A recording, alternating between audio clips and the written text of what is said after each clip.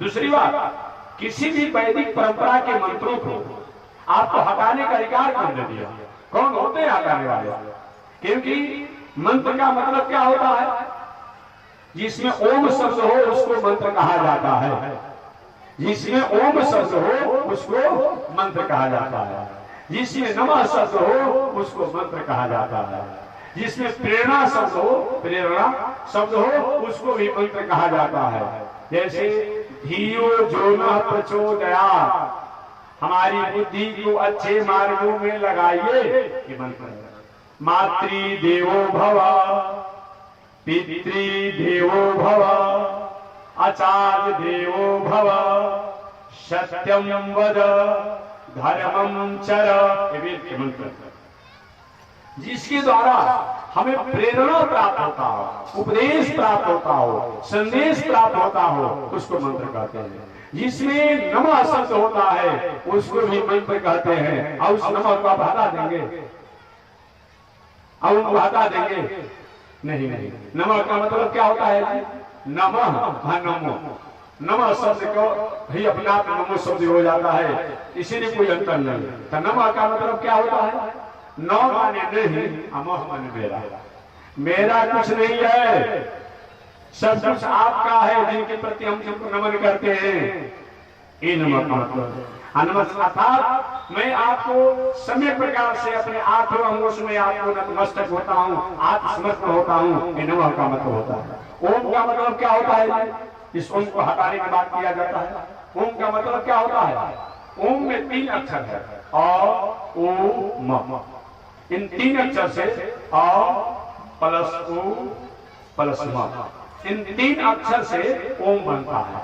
ओम का अर्थ क्या होता है? आकार अर्थ विष्णु, और का अर्थ विष्णु होता है, और का अर्थ विष्णु होता है। क्यों होता है?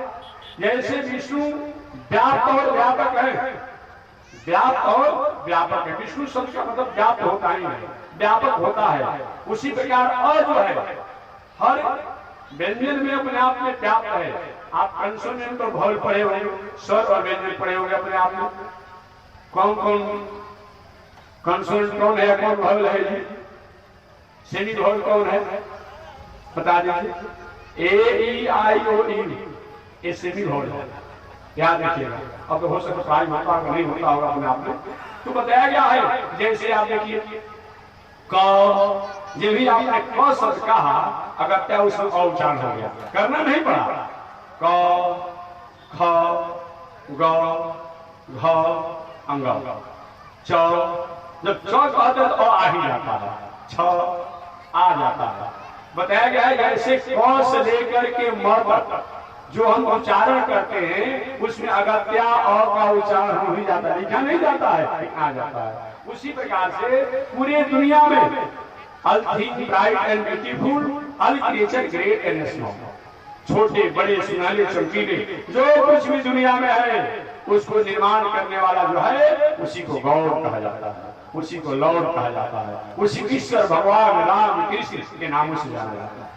बताया गया है। इसलिए विष्णु व्यापक है, भले हमें अपने आप दिखाई न दे, लेकिन क्या गुण तो दिखाई पड़ता है। जैसे कोई कहते हैं कि महाराज हम देखते हैं तो मानते हैं, तो कहते हैं आशीर्वाद में हम देखते हैं तो मानते हैं, कहने से नहीं मानते हैं, अनुभव से नहीं मानते हैं। एक अनुभव से इतना माना जाता है जी कि देखने की आवश्यकता ही नहीं पड़ती है। आप कभी मिश्री के टुकड़ा देखे होंगे, मिश्री के टुकड़ा को आप अपने मुख में डालते हैं, मीठा का अनुभव होता है, मीठा का आनंद होता है, अनुभव होता है। कोई पूछा कि मीठा कितना लंबा कितना चौड़ा है, बताने वाला है? कहाँ में देखा? मिश्री के टुकड़ा का अपने आप में मिठास कितना लंबा कितना चौड़ा क्या है भाई? कुछ नहीं। मिर्चा आप खाते हैं, मिर्चा में तीतापन कितना लंबा कितना चौड़ा क्या आकार है? नहीं है, नहीं अपने आप में। एक मिर्चा तीता है, मिर्चा तीता है अपने आप में कहते हैं, तो हम उसके स्वाद से अनुभव करके और अपने आप कहते हैं कि मिर्चा तीता है, मिर्चा मीठा है, गुड़ मीठा है, गुड़ अपने आप अमुक है कहते हैं। इसलिए बताया गया है अनुभव द्वारा भी उस तत्व को प्रकाशित किया जाता है केवल देखने से नहीं माना जाएगा, अनुभव द्वारा।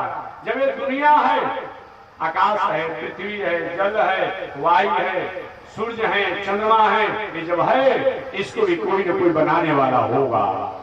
इस अनुभव द्वारा भी इसको कोई न कोई मैनेजमेंट करने वाला होगा, इसको भी कोई न कोई ऑपरेट करने वाला होगा, ऑपरेटिंग करने वाला होगा, उसी को गॉड कहा जाता है।